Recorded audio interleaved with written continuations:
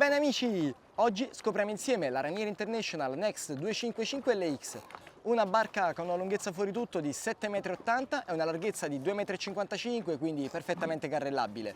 Noi ora faremo una passeggiata a bordo per scoprire l'allestimento, ma voi come sempre ricordatevi di lasciare un like a questo video e commentare con la vostra opinione. Scopriamolo insieme!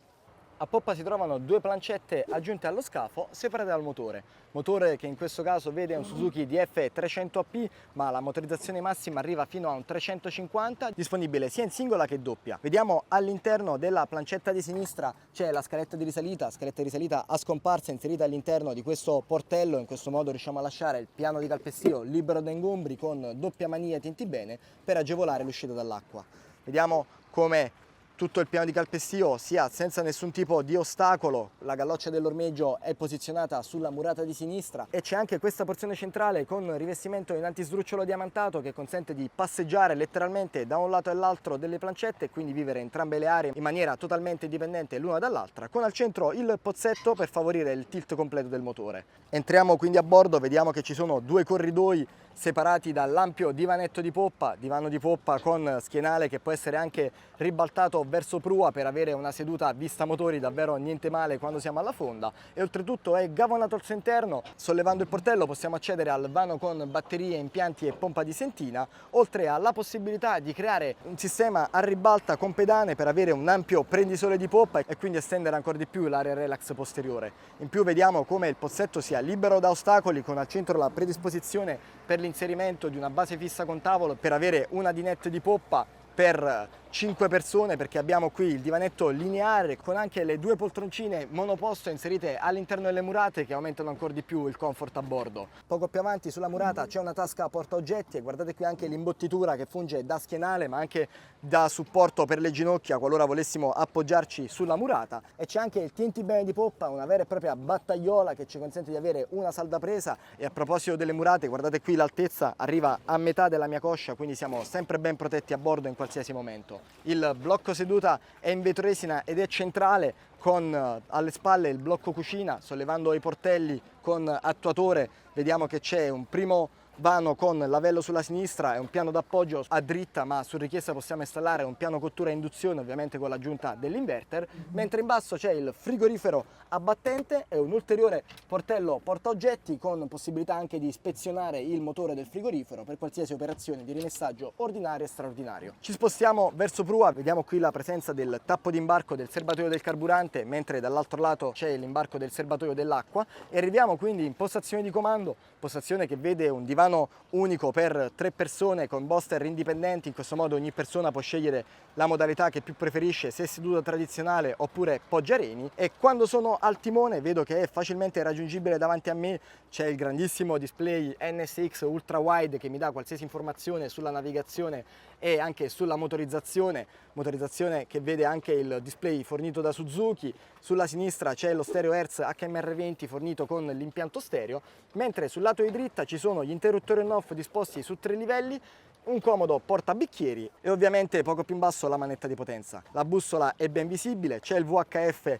in basso e c'è anche il gradino puntapiedi rivestito in tech sintetico che assicura un ottimo grip. In questo modo riusciamo ad avere pieno controllo della navigazione, avere il monitoraggio di ciò che avviene intorno a noi a 360 gradi, perché guardate, il parabrezza ci dà protezione fino alle spalle, è inclinato per non sacrificare l'aerodinamica ma al tempo stesso ci protegge dal vento frontale. E a proposito della postazione di comando, possiamo scegliere di sostituire l'intero blocco seduta con due poltroncine indipendenti che possono ruotare di 360 gradi. In questo modo si viene a creare un vero e proprio salottino e quindi guardate, possiamo letteralmente simulare e immaginarci già alla fonda, perché siamo all'ormeggio ma siamo in mare aperto con onda al traverso come vedete, ma possiamo avere una vera e propria area living di poppa per 7 persone e su un'imbarcazione di 7,80 m è davvero niente male. In più, a proposito di relax a bordo, c'è anche il roll bar presente in questo allestimento che consente di ombreggiare sia la porzione di poppa che la porzione di prua con gli archetti, e quindi relax assicurato a bordo. Ci spostiamo verso prua, vediamo sul passavanti abbiamo 2 gradini per ridurre il dislivello ma al tempo stesso dare maggior volume all'interno, ma lo vedremo tra un attimo.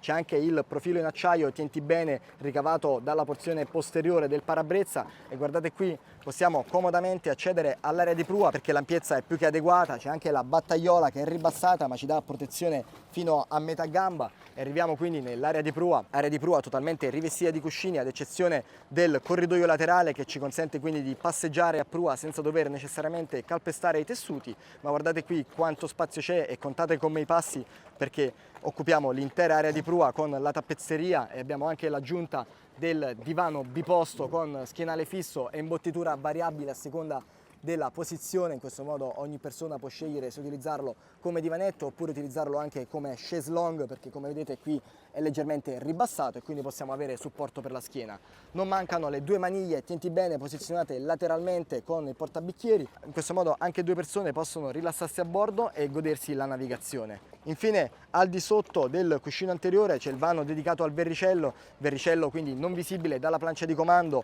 ma nascosto all'interno dell'occhio di cubia e su richiesta è possibile installare una telecamera per monitorare tutte le operazioni di manovra. In questo modo una sola persona può effettuare tutta la linea di ancoraggio. Completa l'allestimento di prua il musone rivestito anch'esso in tech sintetico con il gradino per agevolare la salita e la discesa in caso di ormeggio di prua e ovviamente la doppia galloccia da un lato e dall'altro.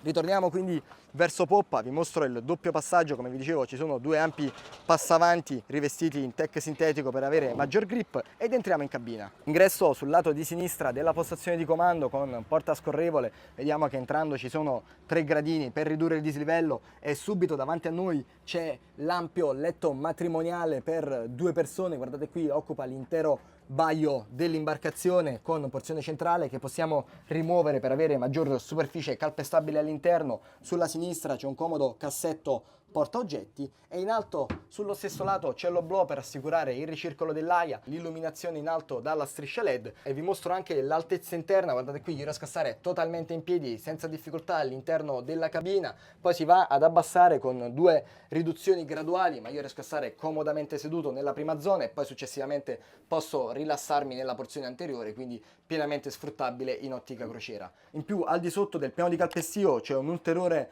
vano dove poter alloggiare tutti gli oggetti e le borse, in questo modo riusciamo a lasciare la cabina libera da ingombri e quindi poterla sfruttare pienamente, mentre in cabina separata c'è il bagno. Bagno sul lato di dritta con lavello posizionato in murata e WC poco più indietro sullo stesso lato, mentre in alto non manca l'oblò per favorire il ricircolo dell'aria. In più vi mostro anche in questo caso l'altezza interna, entrando all'interno del bagno, vedete io riesco a stare quasi totalmente in piedi perché c'è un'altezza di 1,65 m, ma quando sono seduto ho ancora spazio davanti a me, c'è l'oblò per fornire il ricircolo dell'aria e posso anche chiudere la porta per avere completa privacy all'interno. Quindi un'imbarcazione di 7,80 m fuori tutto con 2 posti letto, bagno separato, cucina esterna, quindi perfettamente sfruttabile in ottica crociera per 2 persone, ma soprattutto tantissimo spazio in coperta per le uscite quotidiane.